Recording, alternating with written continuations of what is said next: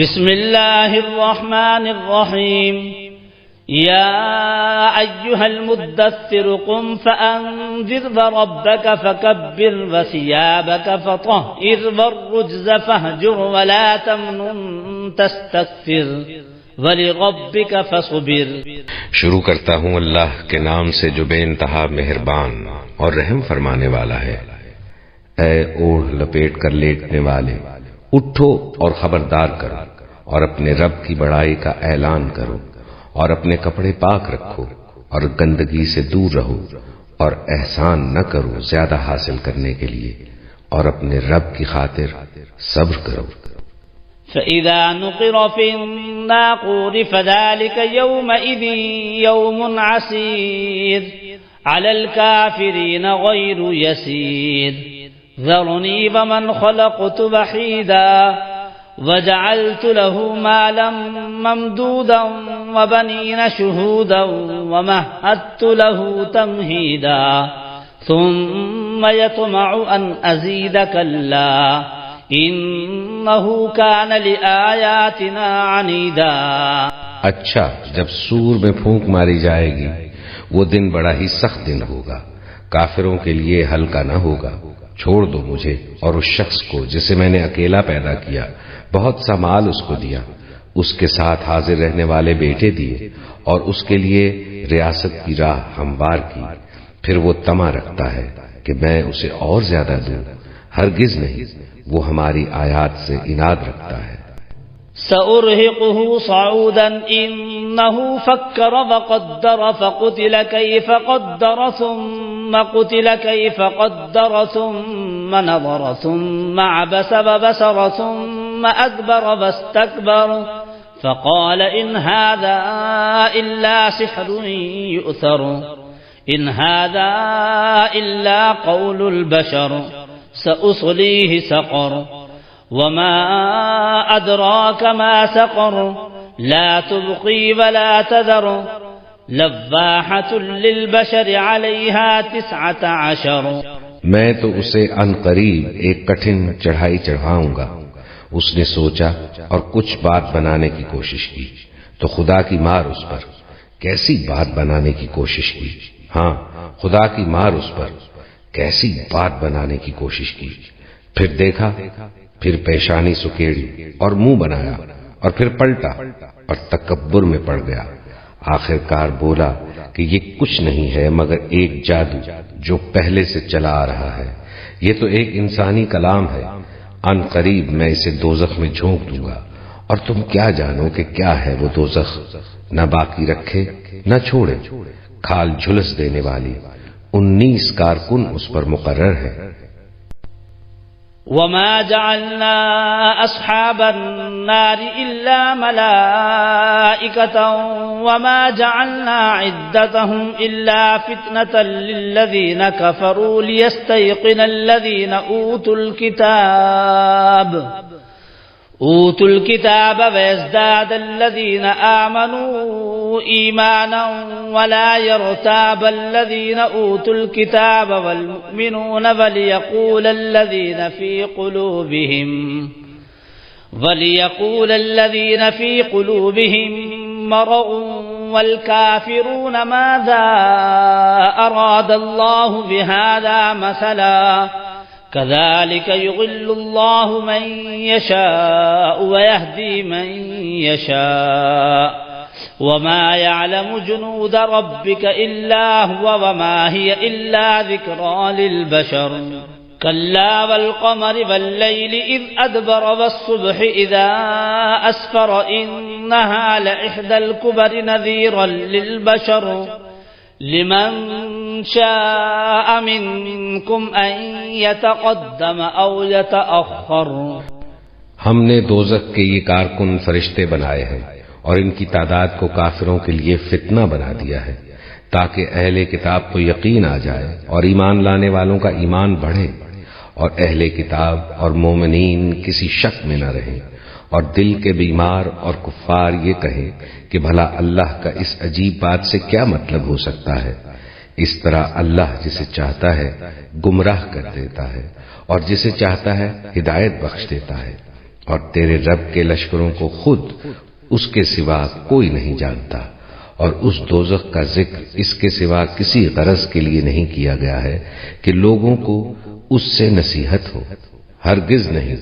قسم ہے چاند کی اور رات کی جبکہ وہ پلٹتی ہے، اور صبح کی جبکہ وہ روشن ہوتی ہے، یہ دوزخ بھی بڑی چیزوں میں سے ایک ہے، انسانوں کے لیے ڈراوا، تم میں سے ہر اس شخص کے لیے ڈراوا جو آگے بڑھنا چاہے یا پیچھے رہ جانا چاہے۔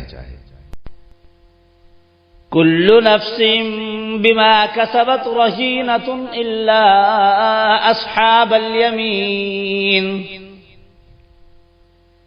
في جنات يتساءلون عن المجرمين ما سلككم في سقر قالوا لم نك من المصلين ولم نك نطعم المسكين وكنا نخوض مع الخائضين وكنا نكذب بيوم الدين حتى أتانا اليقين فما تنفعهم شفاعة الشافعين۔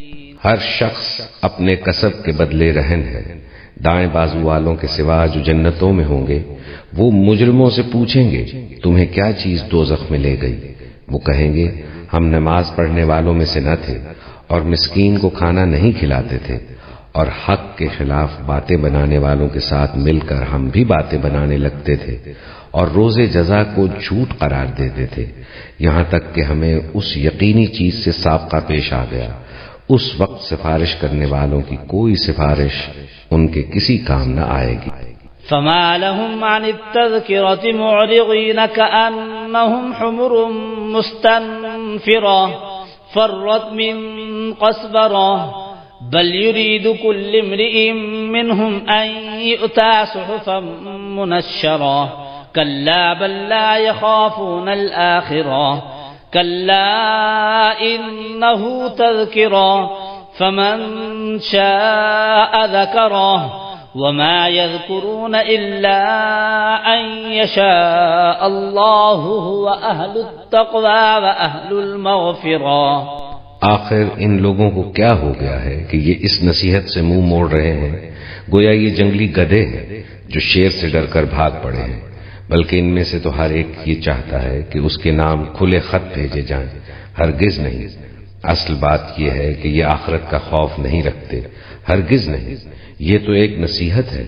اب جس کا جی چاہے اس سے سبق حاصل کر لے، اور یہ کوئی سبق حاصل نہ کریں گے الا یہ کہ اللہ ہی ایسا چاہے، وہ اس کا حقدار ہے کہ اس سے تقوی کیا جائے اور وہ اس کا اہل ہے کہ بخش دے۔ ایک روایت یہ بھی ہے کہ اس کی جو پہلی 7 آیات ہیں یہ پہلی وحی ہے جو حضور پر نازل ہوئی، صرف کی یہ 7 آیات آپ پر نازل ہوئی ہے، تو اس حوالے سے یہ پہلی وحی ہے، لیکن پہلی کم سے کم یہ چیز دیکھ لیجئے کہ ان دونوں کا بھی آغاز بالکل یا ایھا المزمل یا ایھا المدثر، پڑھ کر لیٹنے والے اور اے لحاف میں یا کسی اور کپڑے میں لپٹ کر لیٹنے والے، وہاں بھی قم یہاں بھی قم، اب کھڑے ہو جاؤ، وہاں قیام اللیل یہاں قیام النہار کہہ لیجئے اس کو، وہ رات کا قیام تھا، یہ دن کا قیام ہے۔ اس رات کے قیام سے آپ کے اندر روحانی ترقی کو بڑھانا مقصود تھا، تاکہ جو بھاری بوجھ آپ کے کندھوں پر یہ سورہ مدثر کی آیات کے حوالے سے آنے والا ہے، اگرچہ آپ معراج انسانیت میں پہلے سے فائز تھے، وَإِنَّكَ لَعَلَىٰ خُلُقٍ عَظِيمٍ، یہ تو ہم سورہ نور میں پڑھ چکے ہیں، لیکن یہ کہ اس بوجھ کو اٹھانے کے لیے عام انسانی اخلاق سے بھی بلندتر روحانی طاقت کی ضرورت تھی، اور وہ اسی طریقے سے پیدا ہو سکتی تھی کہ یہ قرآن مجید کو آپ خود کوٹ کر اپنے اندر اس کو داخل کیجئے، جذب کیجئے، رتل القرآن ترتیلا، ہیمر اٹ ڈاؤن۔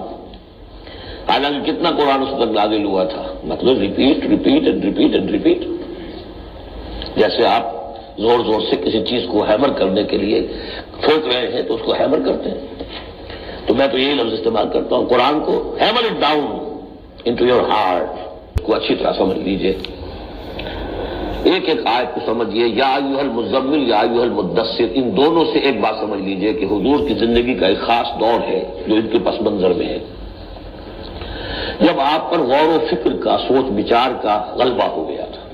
اپنے رب کو بڑا کرو. کیا مطلب ہے؟ رب تو بڑا ہے، کیا بڑا کریں گے؟ اس کی بڑائی مانی نہیں جا رہی، اس کے خلاف بغاوت ہے. ظہر الفساد فی البر والبحر، جو آیات ہیں وَثِيَابَكَ فَطَهِّرْ، اپنے کپڑوں کو پاک کر رکھنے کا اہتمام کیجیے. اب ان کی بہت صوفیانہ طرز پہ بھی تعبیر کی گئی ہے. ثیاب سے مطلب جو ہے وہ کپڑے نہیں ہے صرف، بلکہ دل بھی ہے. وَلِرَبِّكَ فَاصْبِرْ، اور اپنے رب کے لیے صبر کیجیے. اور یہ میں عرض کر چکا ہوں، صبر کے ساتھ لام آ جائے تو انتظار کیجیے، اپنے رب کے حکم کا انتظار کیا کیجیے. جو بھی حکم آئے اس پر عمل کیجیے.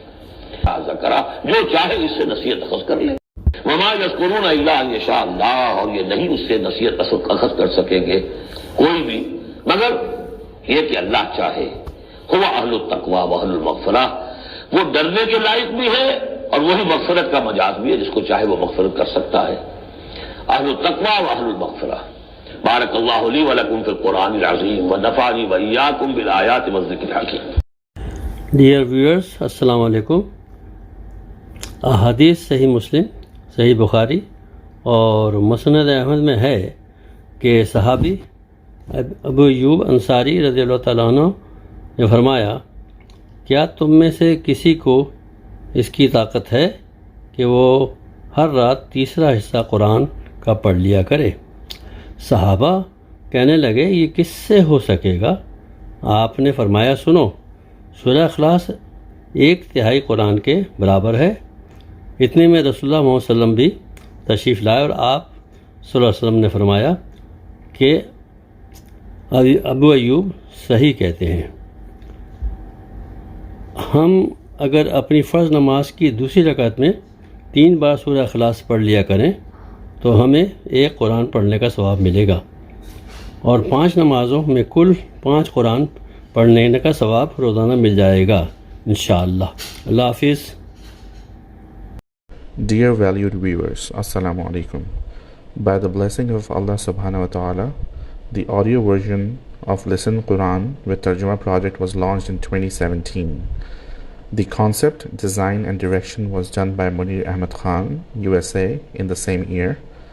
This project is sponsored by Shoaib Munir, who is based in Canada, and Hasib Munir based in the USA.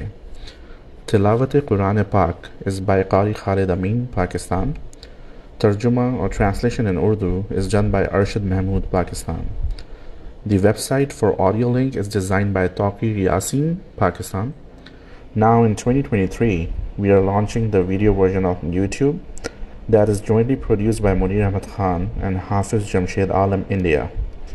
Kindly subscribe and hit the like button to our YouTube channel and share as much as possible for Sawab-e-Jariyah, inshallah.